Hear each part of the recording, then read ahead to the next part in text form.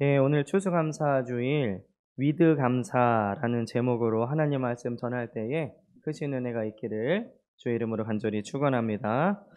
우리는 참으로 어려운 2년을 지나왔습니다. 지금도 확진자는 계속 늘고 있고 역대 최대 확진자다 뉴스를 듣고 있지만 백신과 치료제의 개발로 인해서 일상으로의 회복이 한 걸음 더 다가왔습니다. 백신이 먼저 보급된 나라들은 빠른 일상 회복을 위해서 이 코로나와 함께라는 의미로 위드 코로나 정책을 펼치고 있죠. 우리나라도 지금 위드 코로나로 한 걸음 내디뎠습니다. 물론 아직 완전히 전향된 정책은 아니지만 시작이 중요한 것이죠. 이 위드 코로나는 완전한 종식이 사실상 불가능해진 코로나에 대해서 이 독감처럼 함께 우리 일상으로 돌아가자라는 뜻입니다. 이 코로나는 우리에게 많은 영적인 교훈을 주었죠. 우선 사소한 우리의 일상이 모두 은혜라는 것과 이 모여서 예배를 드리는 것이 얼마나 큰 은혜인가를 깨닫게 됐습니다. 만나서 같이 식사를 하는 것이 얼마나 큰 기쁨이었나. 그리고 서로 왕래하고 찾아가는 것이 얼마나 큰 자유였는가를 깨닫게 된 것이죠. 올해도 어김없이 찾아온 감사의 절기를 맞아서요. 우리는 다시 한번 감사를 생각해 봐야 됩니다. 이 세상은 코로나와 함께 일상으로 회복하려 하지만 우리는 이 감사와 함께 우리의 신앙을 회복해야 될 줄 믿습니다. 이 오늘 말씀을 통해서 감사를 회복하시고 감사를 통해 하나님께 영광을 돌리는 우리 귀한 베델교회 성도님들이 되시기를 주의 이름으로 간절히 축원합니다. 이 오늘 감사의 말씀을 통해서 그럼 우리가 받을 은혜는 무엇이냐? 첫째는 범사에 항상 하나님께 감사하는 것입니다. 오늘 20절에 보면요.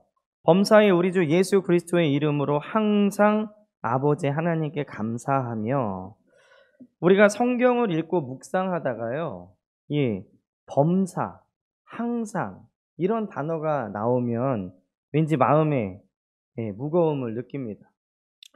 왜냐하면 감사든 기도이든 사랑이든 한두 번은 할 수 있겠는데 계속해서 하는 것은 아무래도 부담이 되기 때문이죠. 예를 들면 내 마음은 슬플 때도 있는데 항상 기뻐하라. 이런 말씀을 들을 때나 감사하지 않고 불평과 원망이 들을 때도 있는데 범사에 감사하라. 혹은 기도조차 되지 않는 상황 속에 처해 있는데 쉬지 말고 기도하라. 이런 말씀을 들으면 왠지 마음이 무거워집니다. 우리의 삶에는 희로애락이 있는데 하나님은 우리에게 항상 감사하라 라고 명령하고 계시다는 것이죠. 그렇다면 전능하신 하나님께서 차라리 우리의 삶에 감사만 드릴 수 있도록 기쁘고 즐거운 일만 생기도록 하실 수도 있는데 그렇게 하지는 않으시고 우리에게 고난과 역경은 허락하시면서 범사에 그리고 항상 감사하라는 이런 무거운 명령을 주셨다는 것이죠. 어쩌면 우리는 이 1년을 돌아보면서 범사에 그리고 항상 감사는커녕 오히려 감사하는 날보다는 원망과 불평하는 날들이 더 많았을 수도 있습니다.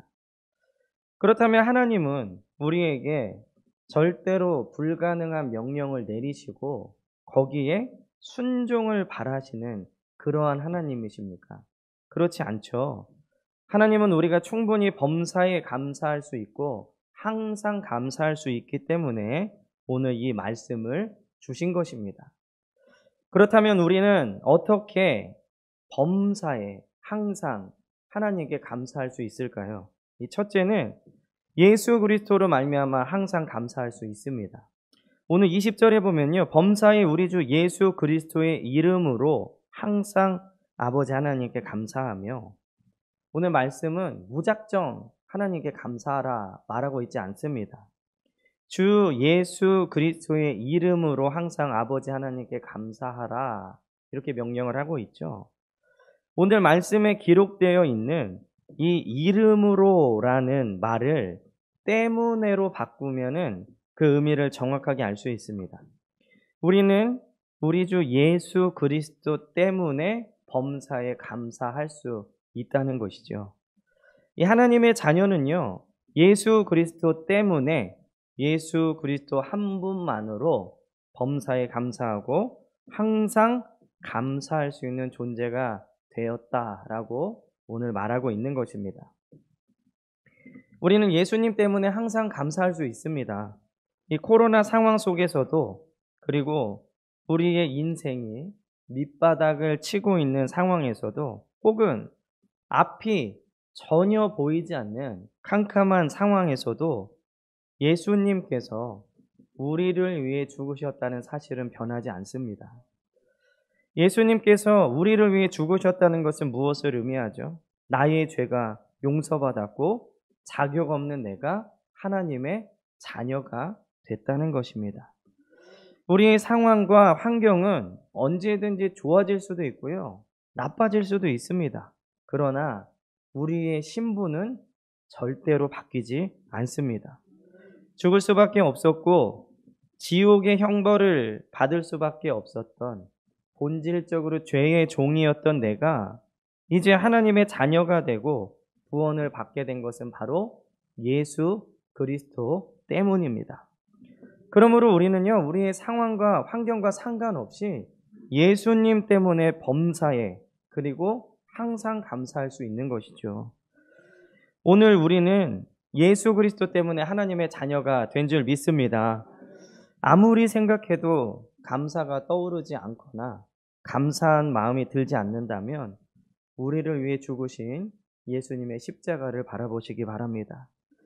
지금 아무리 힘든 상황과 환경이라도요, 영원한 지옥에 있는 것보다 훨씬 낫다는 것이죠.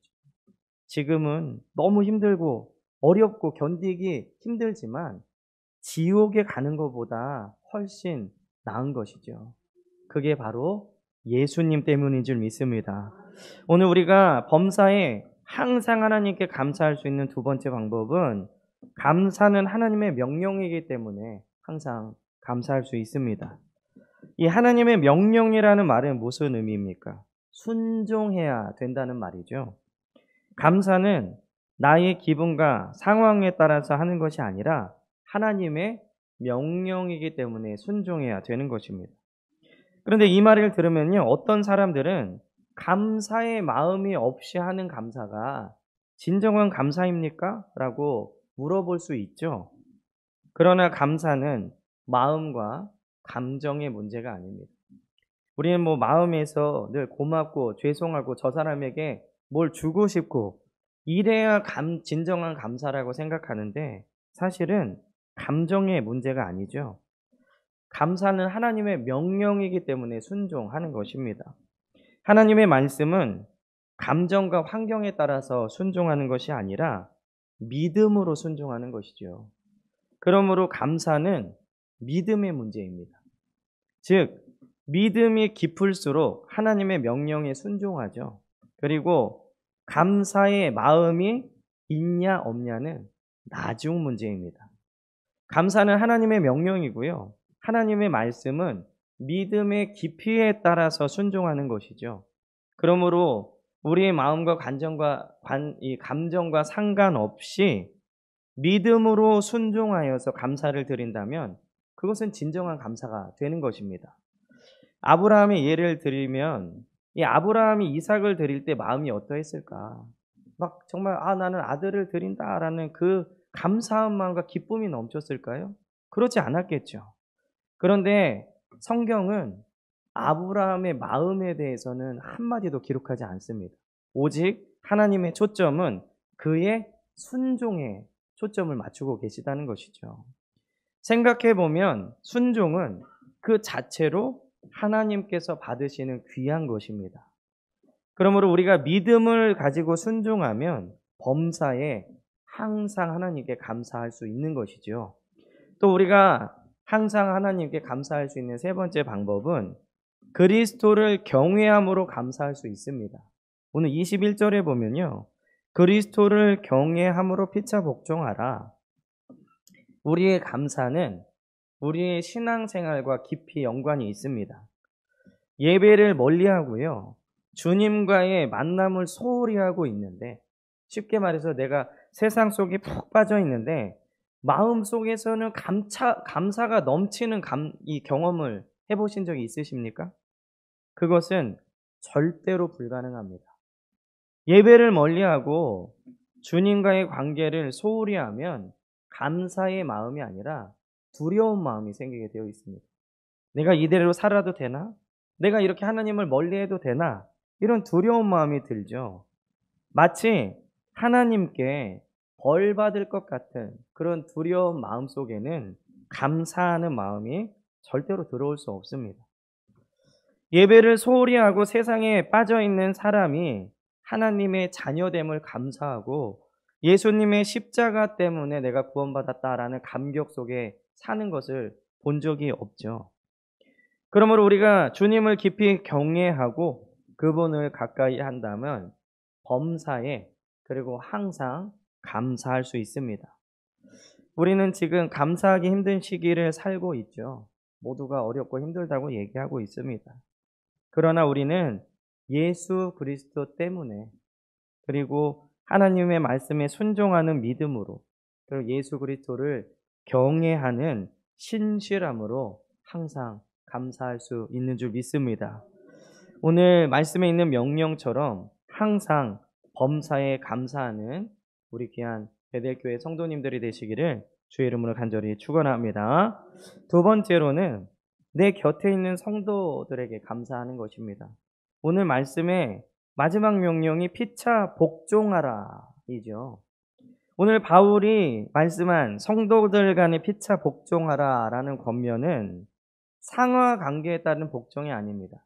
상관이 이 하급자에게, 선임자가 후임자에게 내리는 명령이 아니라 오히려 하나님 나라는 상하 관계가 없죠.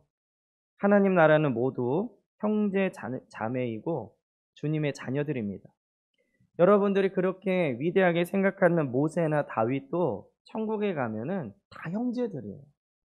이 땅에서 뭐 목사나 장로, 권사 이런 직분이 있지만 거기에서 가면 우리는 다 주님의 자녀들입니다. 피차 복종하라 라는 말씀은 서로 섬기고 사랑하고 그리고 옆에 있는 사람을 높여주라는 얘기예요. 내가 피차 복종함으로 그 사람을 높여주라는 얘기입니다. 내 스스로 높아지지 말라는 얘기죠. 우리는 코로나로 인해서요, 성도들이 옆에 같이 있는 게 얼마나 감사한 일인지 깨닫게 됐습니다. 코로나로 인해서 서너 달 동안 성도들의 얼굴조차 보지 못한 때도 있었죠. 그래서 상황이 조금 나아지면 오랜만에 만나서 대면했을 때 서로 얼싸안고 끌어안아주면서 막 등쳐주고 반가워하면서 그렇게 서로 교제하는 모습이 생생합니다. 물론 방역법으로는 안아주면 안 되고 등 뜯어주면 안 되고 그런 것이지만 목사가 볼 땐 그 모습이 너무나 기뻐 보이는 것이죠. 얼마나 보고 싶었으면 저렇게 안아주고 끌어안고 저렇게 등을 두드려 줄까.